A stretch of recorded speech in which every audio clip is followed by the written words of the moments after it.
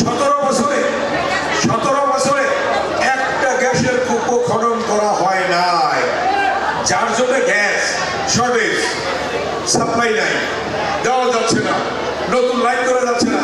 এইবার বিএনপি ক্ষমতা আসার পরে আমাদের মাননীয় প্রধানমন্ত্রী তারেক রহমান ইতিমধ্যেই 8টা গ্যাসের কূপ খননের কর্মসূচি হাতে নিয়েছে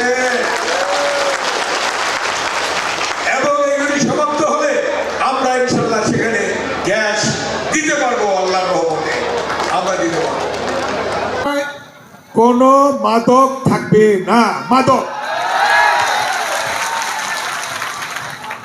এই এলাকায় কেউ মাদক সেবন করতে পারবে না, বিক্রি করতে পারবে না এবং ব্যবসা করতে পারবে না। যে করবে, যে খাবে, তাকেই আইন শৃঙ্খলা রক্ষাকারী বাহিনী ধরে নিয়ে যাবে। বলেন, নিয়ে যাবে ধরে? রাজি আছেন আপনারা?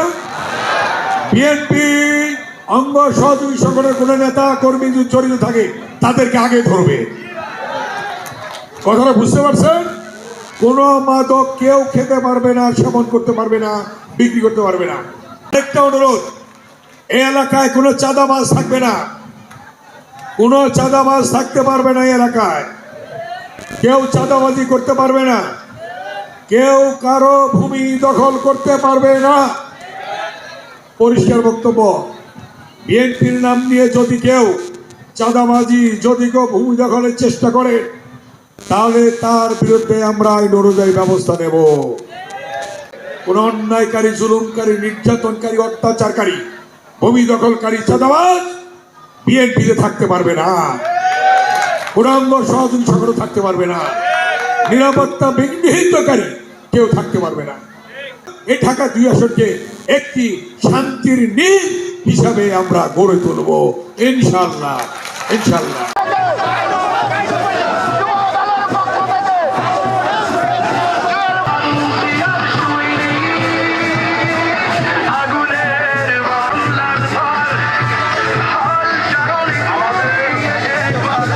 আপনাদের দৃষ্টি আকর্ষণ করছি, আপনারা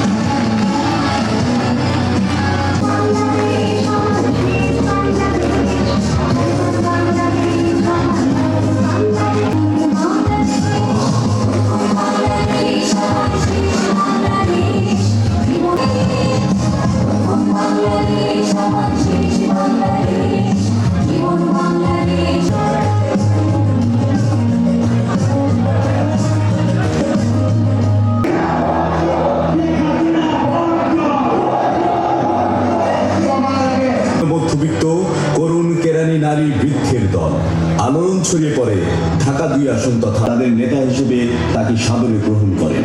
সে নির্বাচনে ব্যারিস্টার ইরফান ইবনে আমান অমি সাভারের আমিনবাজার এলাকায় গণসংযোগ করতে গিয়ে হামলার শিকার হয়েছেন ঢাকা 2 আসন